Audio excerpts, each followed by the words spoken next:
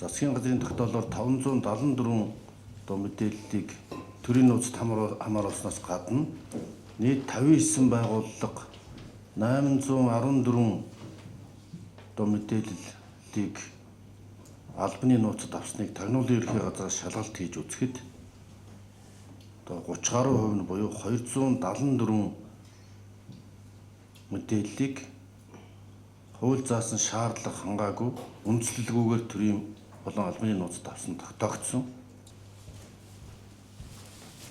Энэ бол бас нөгөө бидний болсон мэдээлэл тод байдлын тухай хууль иргэдийн мэдэх эрхийг зөрчигддэггүй авлага албан тушаалын гэмтрэг үйлдэгдэх юм таатай хөрс суур нөхцөлийг бүрдүүлдэг албаны нууцад аваад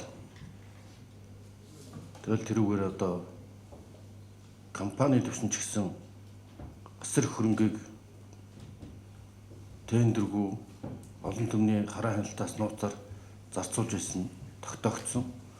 Тэгээд ерхий сайдаас томилогдсон даруйдаа гарсан 01/70 даалгавраар 64 дугаар захирамж гаргаж нийгэмд шударга хэсгийг бэхжүүлэх, авилах, ялах бол албан тушаалын гэмтэгтэй тэмцэх зорилтын хүрээнд төрийн болон албаны нууцын хуулийг дамжиг босронгуй болох ажлыг засгийн газрын хэрэглэх газар, хууль зүйн дотоод хэргийн яам, тагнуулын ерхий газар тус үүрэг болгосон.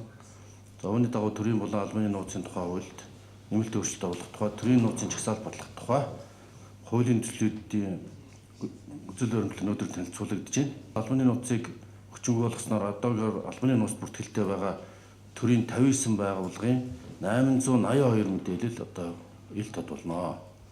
За төрийн нууцын жагсаалтыг засгийн газрын шийдвэрээр өргөжүүлэх үндслэгүйгээр мэдээллийг нууцлах явдлыг дасан зогсооно.